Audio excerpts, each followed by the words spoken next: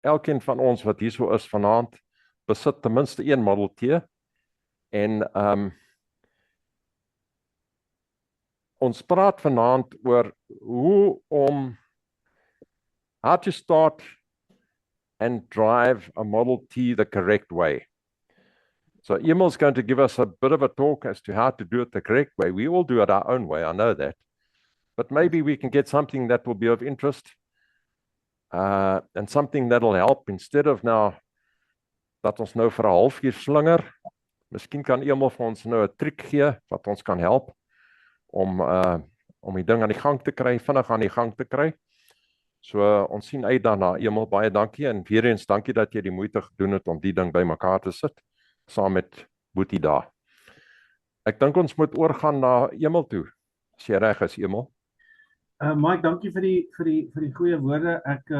Voor ek begin, wil ek dan net sê hierdie is 'n spanpoging hier uit George uit, meestal uit die Mosselstraat 2 nommer in George en nie uit die huurhuis uit nie. So ja, byvoorbeeld dankie aan Philip wat my verskriklik baie gehelp het en dis maar moeilik. Ek het nou lanklaas so iets gedoen. So as ek nou stotter en bietjie oor my woorde val, verskoon my, maar ek gaan my bes probeer.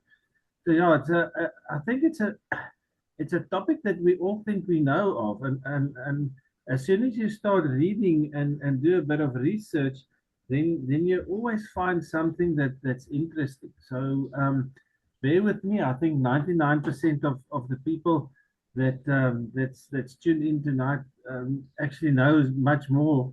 And my last slide will actually determine and show you that you people know much better than I do for driving a Model T. So yeah, let's get started. So if you go to the K53 learning license manual, then there's about a chapter of things that you were supposed to do. But I think 90% of those things are actually the things that we do when driving a Model T. Perhaps there's a bit more emphasis on certain things, but I think 99% is more or less the same, except that when you drive a Model T, it's totally different. And I still put the fact on the table that I think a person that never driven a modern car will learn to drive a Model T much quicker and much faster, and with more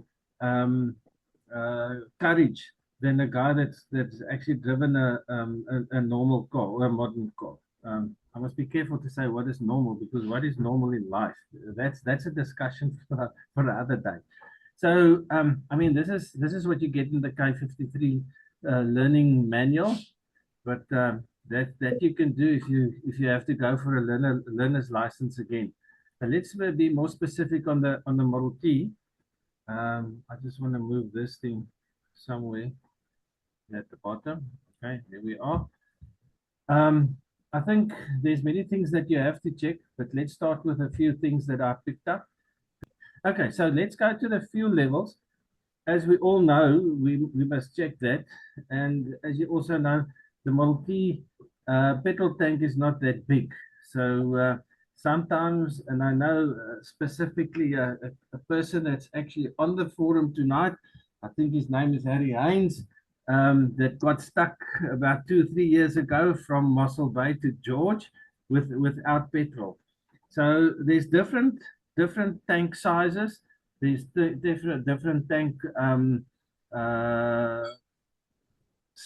shapes. So you get the square tank, you get the round tank, you get the oval tank. This is more or less how the traditional Ford petrol stick looks like. You get different ones, and then I think if you go the modern way, you ordinarily use a dowel and you mark it on there as you actually proceed. The other thing that I think is very important is your oil levels, or the oil level. That is very, very important. If you look at the number 1 here, it's that Pepcox that's underneath the sump. So it's no use you actually try to turn the top one open, because that will just give you the top level, and you must make sure Well, that one is actually the one that's critical. Don't just rely on the bottom one.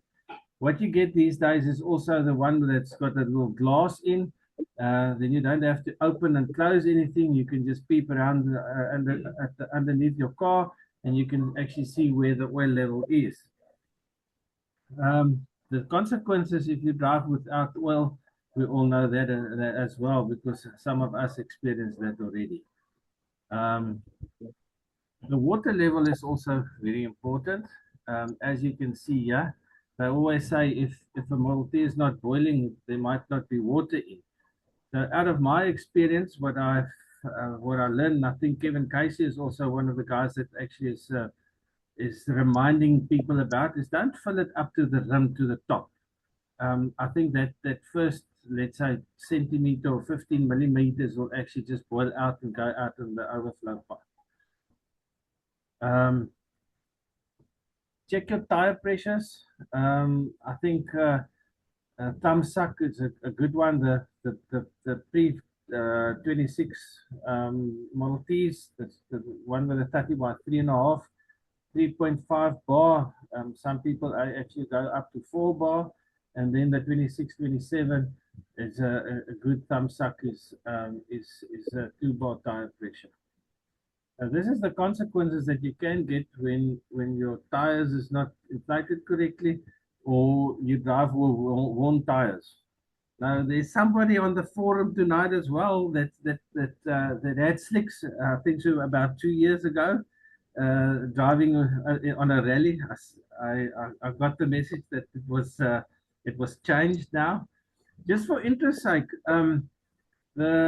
the car on the right hand side, what year would you suggest is that car?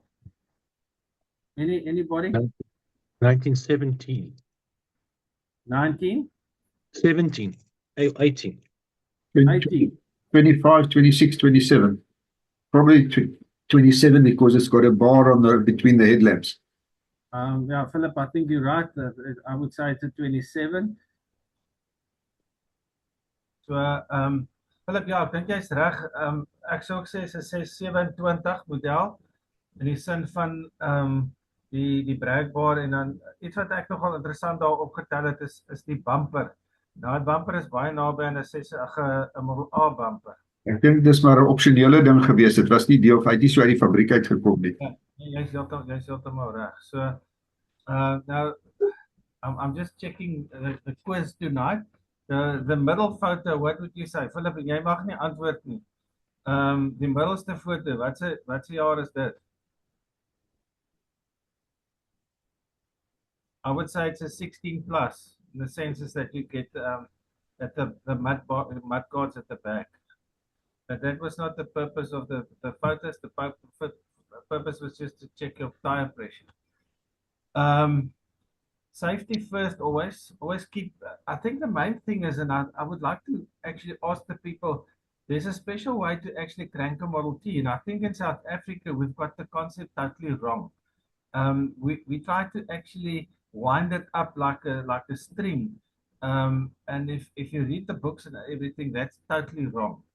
I'm referring to guys that hasn't got the luxury of starters. So let's just have a quick look here. So the technique is, you must always be certain where your throttle is, your advance and retard, and then also that you put your thumb, and your thumb must be inside, and also you must actually use your left hand.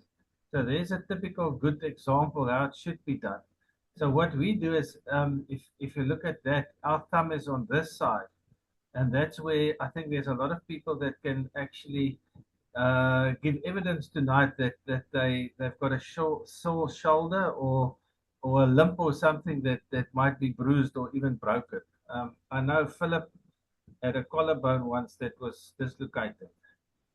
Like I said previously, the spark levers on the right hand side of the steering column must be fully up, retarded, to prevent the engine from kicking back. And then the throttle lever, let's go to this because I think this is also very interesting. Now this is a right-hand car. Now I want to go back many years ago. I had the privilege to drive Mike's, is it a 22, Mike? No, it's a 21. The 21 Model T, it was a left-hand drive. And I asked Mike, is the advance and retard, the petrol lever, is it the same as the right-hand drive? His short and sweet answer was, I don't know, because I only driven a left-hand drive. So there is a difference. Right-hand drive, your petrol is on the left-hand side, and on the right-hand side, your petrol is on the passenger side. That means it's on the left-hand side, and then your left-hand cars, your petrol be on the right-hand side for the passenger. Philip's he says the P stands for petrol and passenger side. So it is different. So it makes it difficult. I drove Gerard's 26 on the show, and I haven't driven a Model T for a long time, 2-3 years that I haven't driven one. And then nature just kicks in and say, listen, this is how it works. But now you're in a left-hand car, then it's vice versa. So make sure if you actually do the cranking that the advance and retards is in the upright position. And then another thing is, I think what we neglect is people must just see if the car is retarded, if it's actually at the magneto as well. So your timing must be set properly, and you must check your linkage that it actually is in that position. Otherwise, if you retard it in your car, it might be not fully retarded. Like I said, the throttle lever on the left-hand side of the steering column should be down slightly to provide some fuel. So that's just to give it a bit of a oomph. And then the fuel valve. Now, the fuel valve, if you look at the photo on the right-hand side, that's an aftermarket fuel valve, or a fuel valve. So it's much easier to actually turn the petrol on and off in the engine compartment than actually going underneath the car to the petrol on your petrol tank. Otherwise, you must get underneath the car and actually regulate the open and closing of your petrol from there. Is there somebody would like to make a comment? Okay, now I'm stuck here now. Okay. Just for interest's sake, I don't know if you guys know which car was the first car that actually had a starter in and which year it was.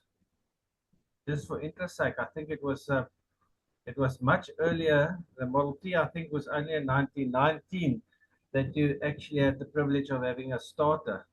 I don't know if somebody knows what car this is. It's a 1912 Cadillac Model 30. So that was the first car that had a starter in. And it was, in those days, it was actually marketed as the car without a slinger. So that was without a crank. So that was their pitch for the advertising at that stage. Now, if you look at the difference between a Cadillac in those days, a 1912 Cadillac, and the 1912 Model T, it's substantial difference. It's more than double. So it's a lot to pay for a starter. But I mean, if you look at the cards, it's a different it's in a different class. So how to start the Model T is and I don't think all of us is doing this. Is open the mixture a quarter turn, pull the throttle down halfway, retard the spark lever all the way to the top. This is more or less, this is, in other words, on the older cars, this is where you actually you set your mixture. I'm not very fond of that because I get confused and then I turn it to the wrong way, and then the car doesn't want to pull properly. Pull the handbrake up. The chock blocks in front of the wheel. We just use a normal blocks. So this is the choke. This is all for cars without starters. I mean, the guys that's got starters, it's much easier. You sit there, you inside, and you just like press the button with your heel and everything is hunky dory. I think a quite important thing is turn the key to the battery side. The car will start 90% of the time with the cranking. This is the older coil box. So if you look at the bottom, it's marked there battery and magneto. I know there's people that can start their cars on magneto even if they crank it. So now we've done the first, this one we've done, this one is how do you drive this Model T now? So we've got it started now. Emil, just a question, if you don't mind. If you go back to your previous slide with a list of items that you must check. Yeah. There's a video at the bottom. I didn't see that because It says it will start 90% of the time. What happens in the other 10%?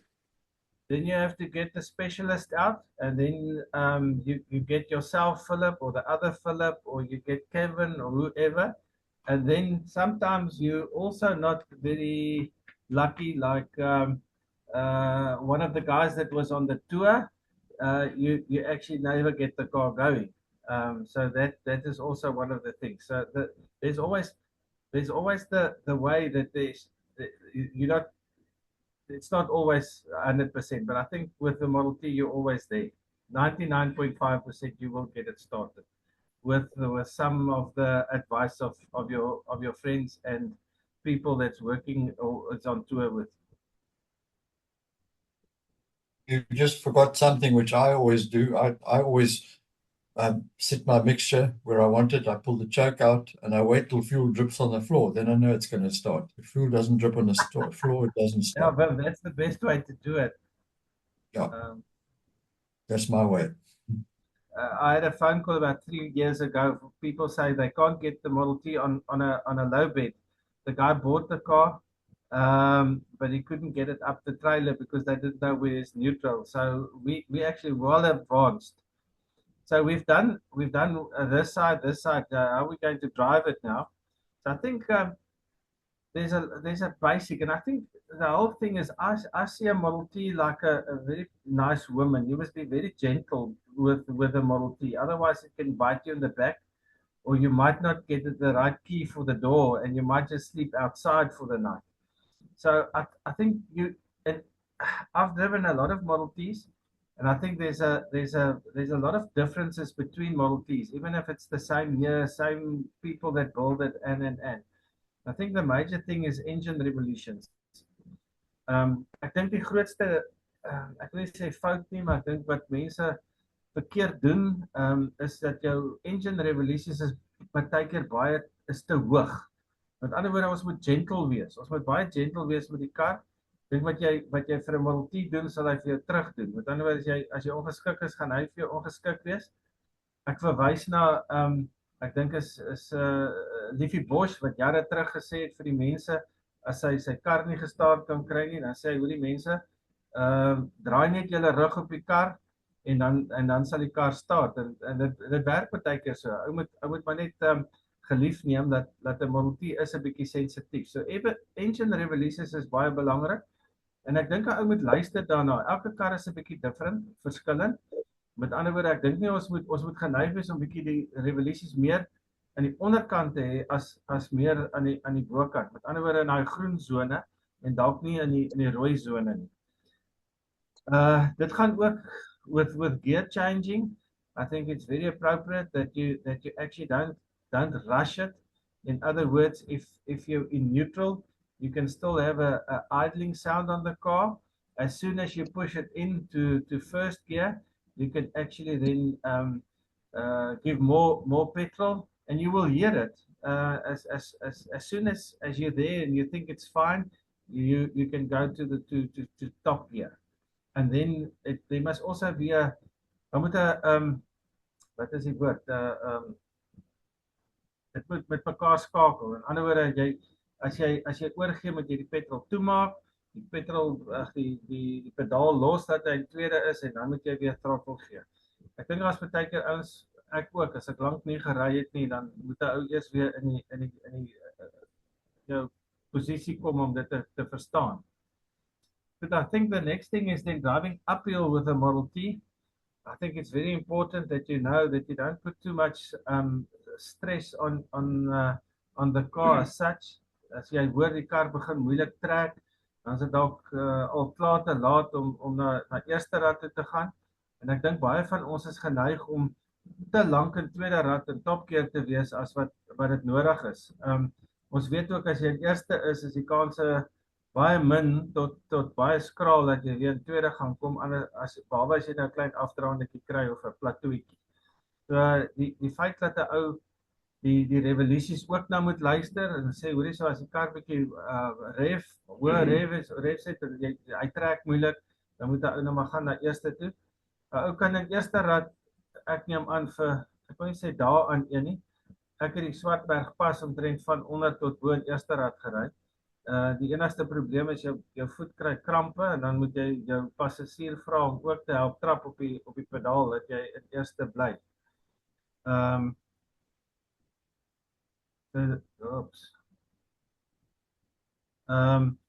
Then downhill driving is also very important. What a person, sorry Mike. Dankie Jemal. Luckily you can't see which shoes Mike has got on there. I'm sure it's that orange ones. Yeah, there's eintlik iets wat ek ook wil sê. It depends on people driving the car. I mean, I see Philip's got a smaller foot size, shoe size than what I've got. And I think a guy like Gerard that's got perhaps a 14-foot or something like that. I think to drive a Model T it's much more complicated to get your feet in a position that you can actually is comfortable. I think what I left out is sometimes when I drive the Model T and it's confined spaces, I would put my handbrake halfway up, that it's actually a neutral, that you don't have to put the car in neutral with your left hand foot. So then it's always a neutral. If you want to go forward or backwards, you just like do it on first gear. And then and you've got your brake pedal. But I think the major thing for downhill driving is the gear that you go up is the gear that you go down. So don't think that you can go any steep incline or downhill just like in second gear or top gear and you're safe. The rule of thumb is that you actually go downhill what you're going uphill. So I think that's very important. I think people forget about that.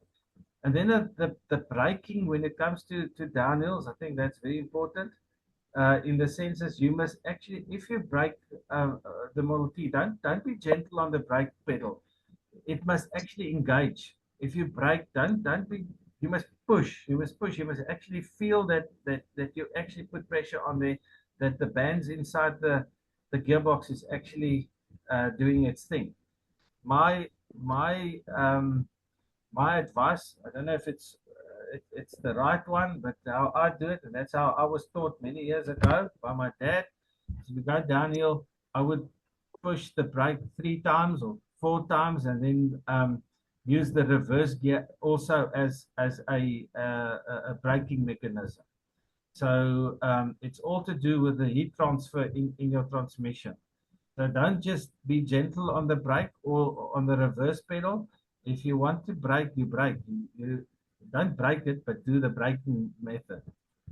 So I spoke about the gear selection. As I said, what you go up is what you go down.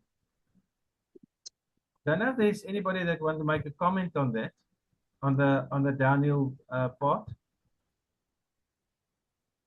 Now this is a very sad story. Cornering of a Model T, I think that, like I said, the car must be handled very gently. If you go into a corner, don't just accelerate when you go out of the corner. Make sure that if you're out of the corner, there's a straight, because I've read and seen a lot of things that actually, if you accelerate and you're not out of the turn, your steering will actually jam on you, and you will get something like this. And yeah, we'll come to that later. It's not, this is not a, it's not a nice experience. Now this is the handbrake, as I've mentioned previously. You can also use the handbrake as a mechanism to actually go through your routine, because if your handbrake is in neutral or midway or halfway, then you're neutral, and then for just parking a car or just turning around in the garage or anything might be a good idea.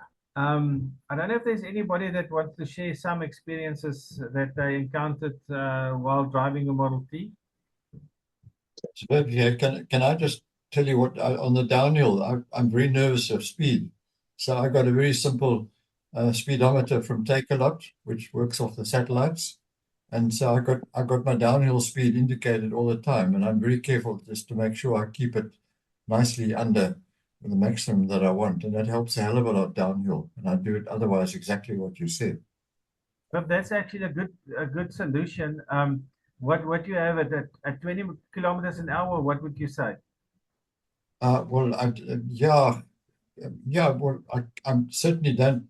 I want to keep it under 50 all the time if I can. Under 50?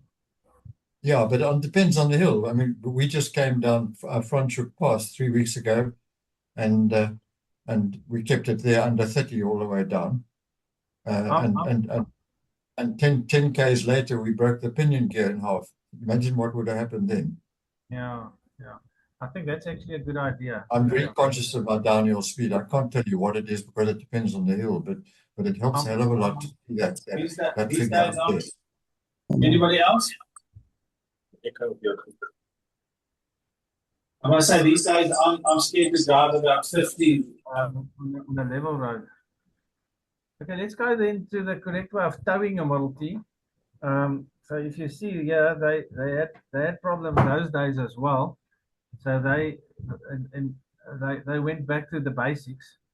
So I think there's a misperception of how people is towing cars or Model Ts in specific, because there's a few don'ts. There's a lot of don'ts. Don't do this, don't do that. But there's always a reason why there's a don't. Even in 1920, if you read the Model T Ford service manual, it actually gives you a nice write-up to say how the towing is to be done. So it's not something new. It comes for 106 years already.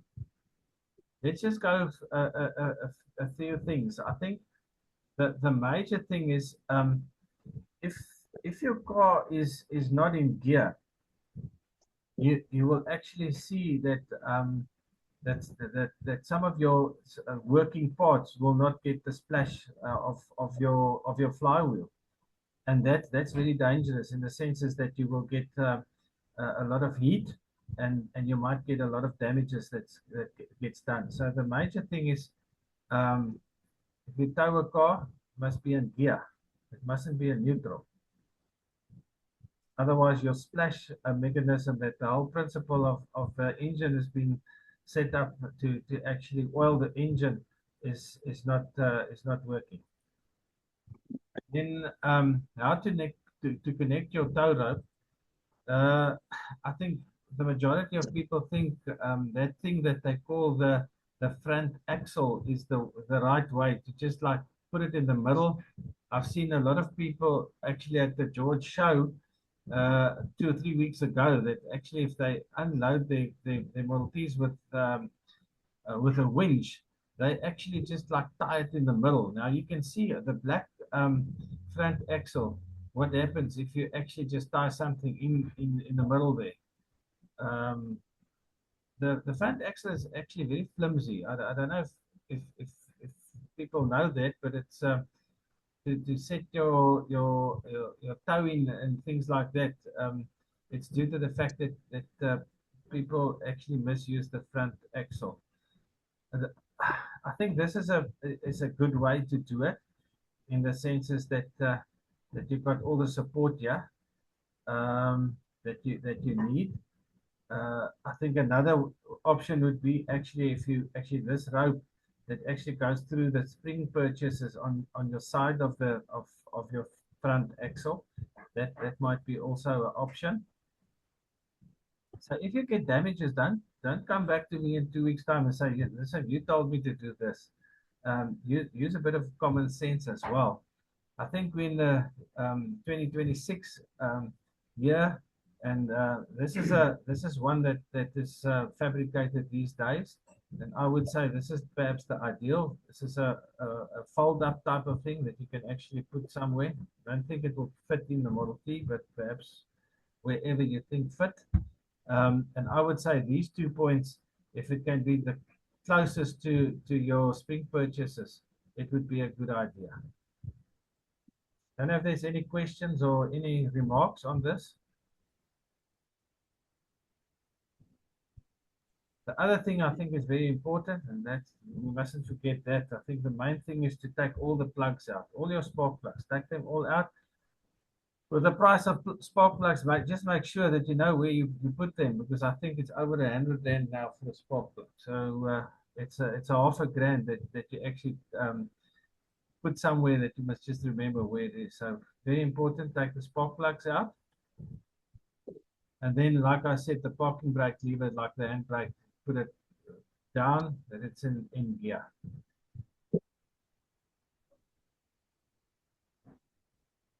Towing speed, I think that varies, but I think the majority of us is not very keen to drive a Model T more than, let's say, 55 or 55 kilometers an hour. My recommendation would be perhaps 50 or less. I don't think I will go much faster than 50 kilometers an hour. I think Model Ts are designed for a specific, let's say, top speed. And I'm not talking about speedsters and cars that's got balance cranks and this and that and whatever.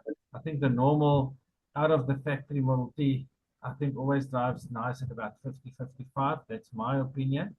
So I think for towing speed, that's also a recommendation. And then towing distance, I think there's 2 options. I think if you tow like we say now, I think it must be the minimum. In other words, I don't think it's a good thing to tow your Model T from Cape Town to George. If you want to do that, I think you might actually run into trouble. The way that it might be, if you actually can take your torque tube, if you can disconnect that, it might help that your engine just don't run at all. So this is how they've done it in the past. I would actually think that our club needs something like this. I think it's a very one, not a functional one, just for display. We don't want to use it on a frequent basis, but it would be a nice to have. Yeah, gentlemen, that's about what I've got to say tonight. I don't know if there's any questions. I would just a word from me. I think things like this can happen anytime. It's not that I was not doing what I wouldn't have done anything else, but I think we must be aware that things like this can happen, and we must be aware of it. And I think make sure that you've got insurance. Make 100% sure that you've got insurance on your Model T. Yeah, that's from my side. I don't know if there's any questions or comments. Emal, baie dankie. Ek wil net sê 'n toekomstige praatjie kan gaan oor hoe om die voorkant van die Model T nou weer te herbou. So ons kan praat daaroor. But I can't. I also want to just reiterate what you said about the front axle being actually far more flimsy than what you'd think. I always considered the front axle as being a fairly solid piece of steel. And I feel quite stupid in hindsight now, because one of the very first rallies that I ever went on many, many years ago at Golden Gate with my 1921 Model T, I'd driven it a fair amount beforehand with no problems whatsoever, no steering shimmy at all. And I put it on the trailer, and it was the first time that I trailered it. and you know you're a little bit nervous, so you probably ratchet it a little bit tighter than what you would normally because you're scared it's going to fall off. And when I got to Golden Gate, I took it off the trailer and I drove it around the car park there at the hotel, and suddenly I had this terrific shimmy on the wheels. And I drove it with that shimmy on the wheels for many, many years without being able to find out what the problem was, until at one time, which happened to be on Heritage Day 2 years ago, Philip Rosser, we were sitting on the running board of the car next door, and he happened to look through and he said, "Do you know that your front axle's bent?" And I said, "No, it can't be." And I had a look at it, and sure enough, it was seriously bent. Subsequently, the beginning of this year, I took the axle out, and together with help of Philip and my brother, we actually straightened it, and end of problem. So I feel stupid that I caused my own problem. But it just goes to show that what you think is solid steel is maybe not quite as solid as you think. So be careful when you tie your car to your trailer. Thank you very much, Emil. That was very interesting.